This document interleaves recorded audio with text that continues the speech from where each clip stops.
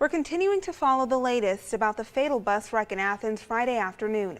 The initial crash happened on Cream Level Road in Henderson County. Crews are still working to fully reopen Murchison Road, which was damaged during the crash.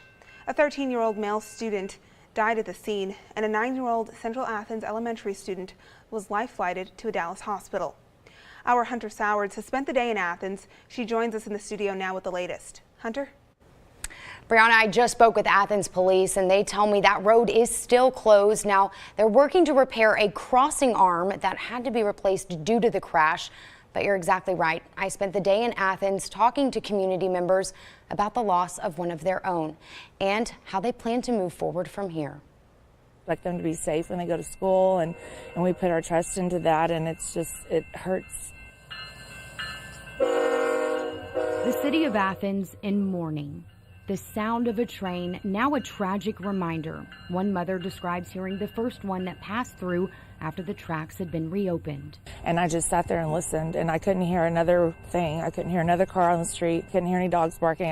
I just heard the train, and I just can't imagine what that mom and dad must have been feeling. Maggie Mayberger's child went to school with 13-year-old Christopher Bonilla, who was killed in a tragedy that's being felt throughout the community. You know, I saw a teacher at the grocery store and just hugged her neck, and, you know, we cried.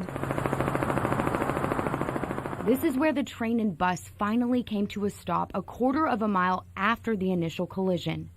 Debris like school papers and seat cushions covering the ground. Mayberger says it's a parent's worst nightmare.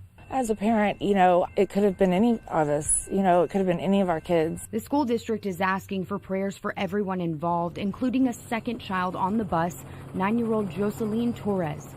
Leaders doing what they can for the families. We actually have one of our senior counselors who's at the hospital in Dallas right now, trying to reach out to the family. As officials continue to investigate exactly what led up to those fatal moments, it serves as an important reminder. Love your neighbor, you know, just realize how precious life is and how quickly something like this can happen and be so devastating. Wanting the families affected to know the entire community stands behind them. Don't ever think that you're alone, and he was a precious angel, and even more so now.